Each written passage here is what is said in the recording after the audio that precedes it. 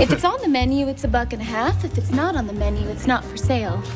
The Playboy Club series debuted here on WDSU tonight, and it turns out the iconic establishment has some history right here in New Orleans. People who were around New Orleans in the 1960s and 70s. Our story takes place. Norman will remember the city's version of the club. Tonight, a look back with two people who worked there, a former Playboy bunny and a local legend.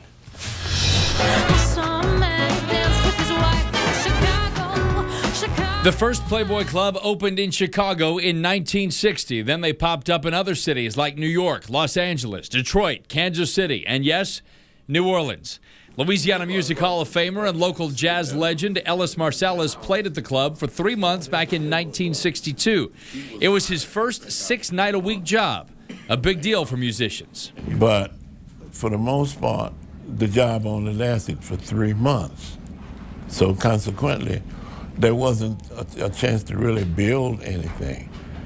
But it was a good experience in terms of having a 6-night-a-week job. The money was better than what I had been doing. The money was good for the Playboy bunnies then, too. In 1973, at the age of 19, Laura MISCH was paid 90 cents an hour.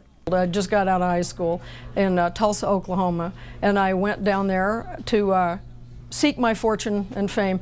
The club featured several different types of bunnies like door bunny, floor bunny, and cigarette bunny.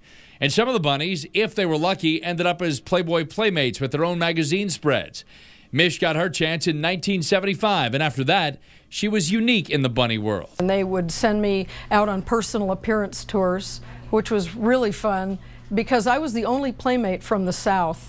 Everybody else seemed to live in L.A. or maybe New York or something, Chicago. The New Orleans Playboy Club was in the French Quarter, across from Acme Oyster House and next to Felix's Oyster Bar. Today, it's the Penthouse Club. I remember working upstairs in the Penthouse, which was the showroom where the comedians were, and I would introduce the show. There were a couple of us that did that. And I remember getting up on stage and just really having a good time, kind of winging it. And MISCH says Saints players were regulars back then. Pretty much anybody playing football that weekend was in the club a lot. For Ellis Marsalis, the experience was very different.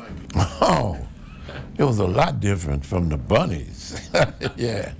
Marsalis played the piano, and there was a drummer and bass player that made up his trio.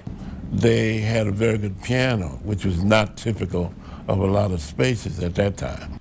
And he says the experience was a beneficial one. It was very interesting. I was able to develop a lot of things musically because of being able to work that kind of consistency. And the Playboy Club airs Monday nights right here on WDSU just before this newscast.